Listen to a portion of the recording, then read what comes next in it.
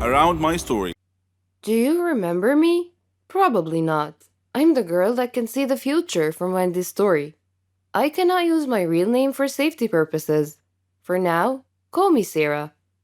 I might have sounded evil or even crazy in Wendy's story, but believe me, this is not even close to the truth. Let me tell you about myself. I come from an extremely strict family. I'm not allowed to have friends, I'm not allowed to leave the house except for school, and I'm barely allowed to access the internet. I live with my mom, my dad, and my much younger brother. I wouldn't say we're homeless, but we are poor. I discovered my power when I saved my mom's life one time. I was only a kid, and we were picking up my brother from daycare. Right before my mom crossed the street, I blacked out and had my very first vision. I ran out of the car and screamed for her to stop. The second she froze in her place, there was a car accident. She could have died. She cried and hugged me but never cared to ask how it happened. We're not a close family, so I never told anyone. I kept having those visions ever since. Years later, I learned how to control them. The few minutes of internet I was allowed, I always tried to look for a reason why or how I got my power. I never got an answer. I needed a distraction because I felt lost and like I did not belong. Now that I'm finally in high school, I asked my parents if I could have a part-time job after school. They never gave me any money, and to be honest, I needed some. I knew they were going to say no, but to my surprise, they agreed on one condition, that I give them half of my paycheck. I agreed. I got a job as a waitress in a local restaurant, and it was weird dealing with new people, but it was also so exciting. I quickly made a couple of friends who worked with me. I couldn't bring myself to trust them, but at least I had someone to talk to. One day at the restaurant, I heard some customers talking about something called the dark web. I wondered what it was. After my shift, I casually mentioned it to one of my colleagues. He explained everything to me. It was on my mind day and night.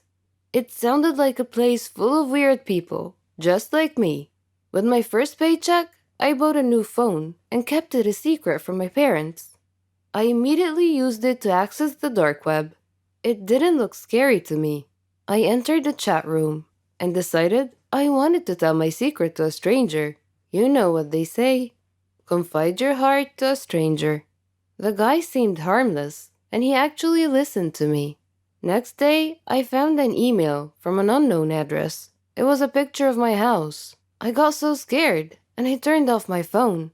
I went to school, and when I came back, my phone was turned on. There was another email, and it read, "You're going to help us accomplish a few missions. You'll get your share of the money. Meet me at this address at 11 p.m. tonight. If you try to act smart, you'll regret it." I had no idea what to do, but I knew I had to go. I snuck out that night and met the person from the email. He wore a mask, and he threw some pictures at me. They were pictures of my family members. The first thing he said was, "Do you want them dead?" I shook my head. He said, "A quick test. What's going to happen in a few seconds?" I opened my eyes wide and said, "A black car will come pick us up." He nodded his head in approval. He blindfolded me and put me in the car. After a few minutes, he said, "You're coming with me.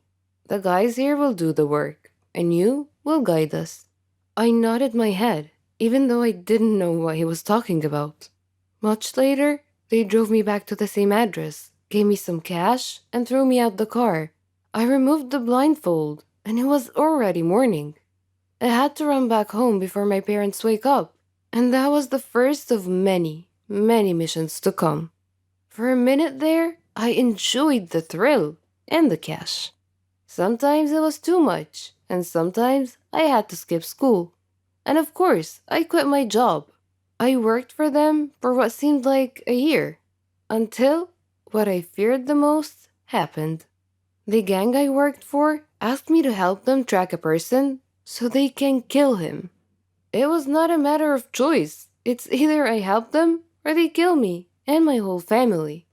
I tried to ignore the email. However, an hour later, a server appeared on my phone.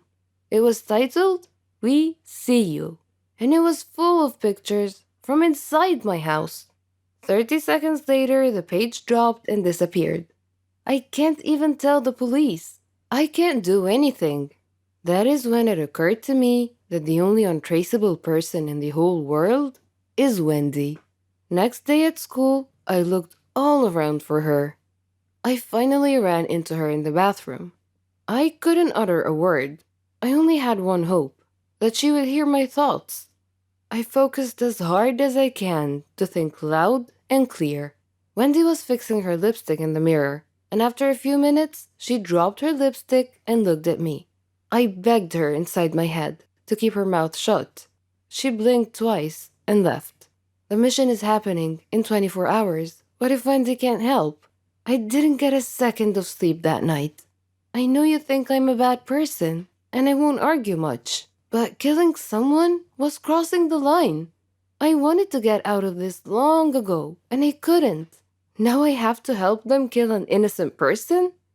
Time just flew by. I got an email, and I had to drag myself to meet them. Their big boss looked at me and said, "This time you'll get cash and a fake degree. So stop acting like a baby and get to work." I nodded. I thought about giving them wrong information, but I knew I'll get caught. A sniper was waiting for a signal from me to shoot. I was only a few feet away from the victim. I was shaking nonstop. Right before I gave the signal, I heard a police siren.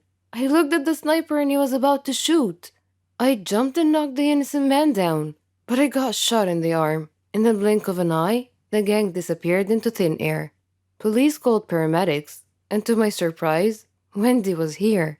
She practically saved my life. Or are they going to find me and kill me and my family? The police confiscated my phone. My wound was properly taken care of, and they called my parents. To this point, I was not interrogated yet. My parents came, and they couldn't look me in the eyes. A police officer explained what happened, and told them, "She's staying with us until further notice." And they all left. Well, except for Wendy. Her dad was cool enough to let her stay with me until police asked her to leave. She looked at me and said, "You owe me one, gangster." And we both laughed. A police officer came and informed us that Wendy will have to stay here as well, for her own safety. She looked at me and whispered, "We'll have a gang of our own when all of this is over." I smiled and didn't say anything. Wendy's face got serious and she asked me, "How am I gonna explain to them what happened in details? We cannot just tell the police we have superpowers." Before I could answer, a police officer came in and took her for questioning. Now, we're both in trouble with the dark web gang and the police. Wendy came back and they took me. She whispered, "We're doomed." I thought to myself so that Wendy could hear me say, "Oh, you think we're doomed? Wait until the gang finds us, and they will." I left the room feeling scared as ever. Do you guys think we'll ever be safe again? Do you think I got Wendy in trouble? Can I ever make up for the mess I made? If you want to know what happened to us, let me know in the comment section below. Don't forget to hit like and subscribe.